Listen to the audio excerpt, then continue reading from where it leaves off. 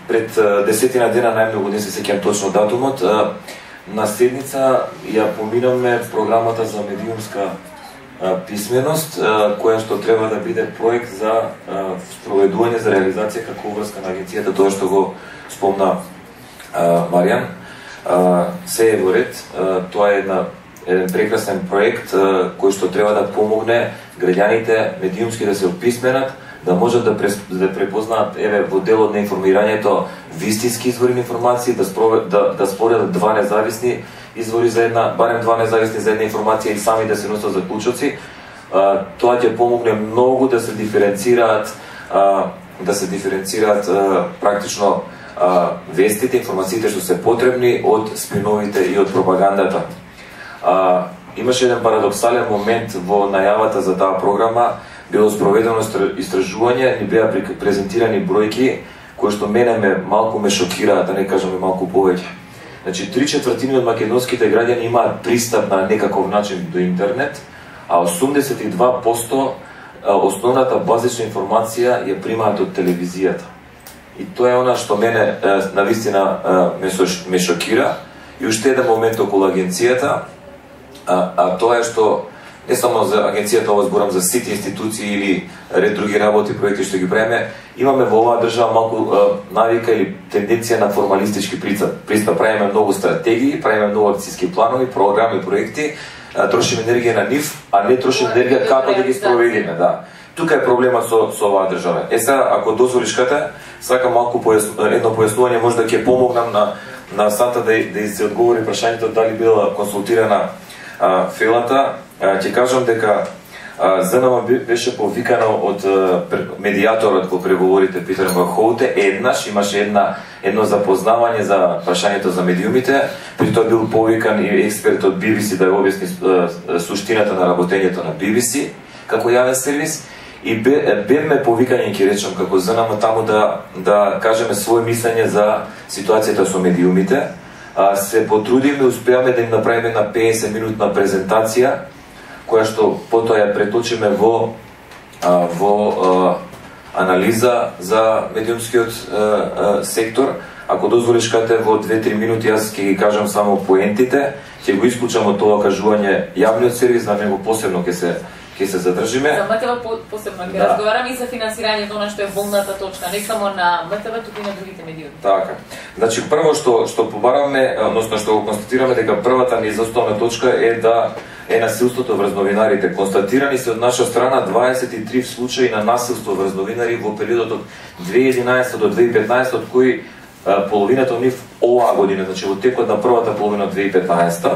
Физички закани, уштетување на имот, вербални закани, одземање на камери, фотоапарати од полиција за време на протести и ред други работи.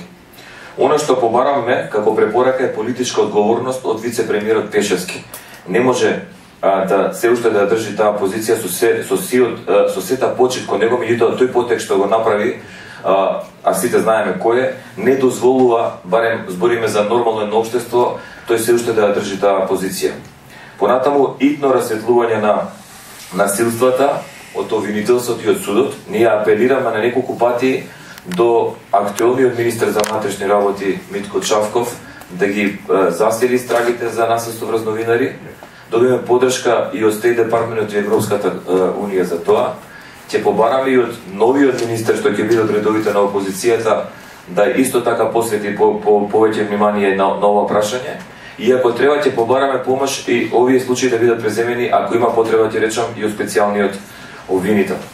Сега ќе се навратам на финансирањето, но само за делот за политичкото рекламирање, подоцна ќе зборам и за останатиот дел од финансирањето. Значи, политичкото рекламирање, според нас, во Македонија е практично се, само не она што треба да биде, затоа што се промовираат низ владени кампањи, кои што се третираат како кампањи, се представуваат како кампањи од јавен интерес, работи кои што далеко според критериумите се јавен интерес.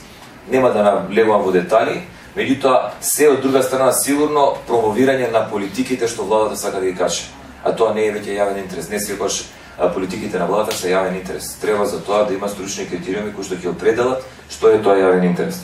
Сега, Препорачуваме да се забрани политичко рекламирање и во изборната кампања. Воопшто, ќе ви кажаме зошто.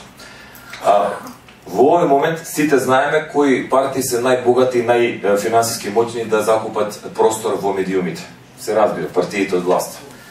Имаш и податоците, кој колку потрошил на последните избори? Не, ја ќе кажам само еден, да, ги имам податоците, меѓутоа само ќе кажам, тоа се дел за донации, она што е скандалозното, како медиумите се донации, например, според тоа што го гледаме, донациите се ТВ Сител, ТВ Канал 5, Алфа ТВ, се во милионски износ во денари.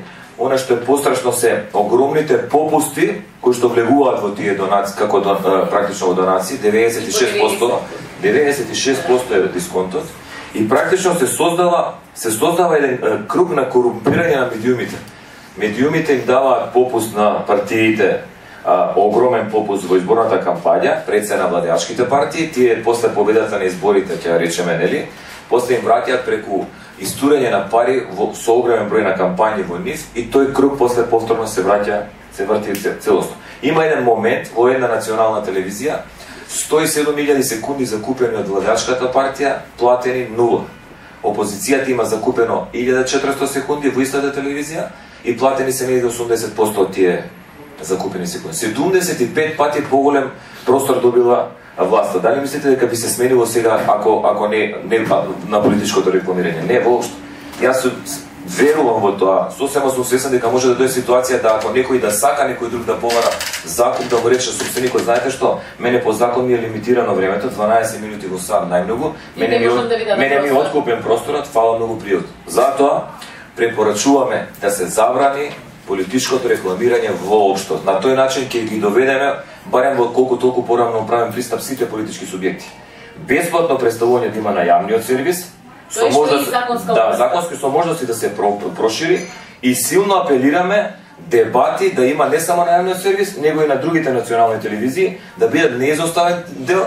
На тој начин сите партии, односно сите претенденти да си ги кажат своите ставови. Нема да платят пари за тоа, ама ќе си ги кажат. Истовремено ќе имаме дебати, она што го спомнаме, уживаме во ТВ дебатите на кандидатите во САД, а ние се сеќаваме уште на нашите ТВ дуели од 98 и 99, затоа што покасно и немаме. Па тогаш и последните дебати. Да.